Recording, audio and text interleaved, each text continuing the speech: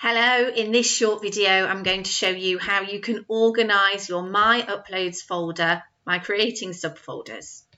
So from your My Lessons screen, you can click onto My Uploads by using the menu which is located in the bottom left hand corner of your screen. So this is your My Uploads area, and that contains all of your images and uploads. To create a new folder, click on the new folder icon, and you are prompted to add a name for your folder.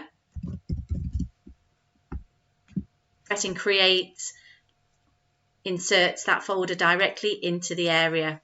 To move images into a folder, simply click on them and you can see the move icon here, and you can move it very, very simply by clicking move here, and you've been prompted that that has been moved to a new location.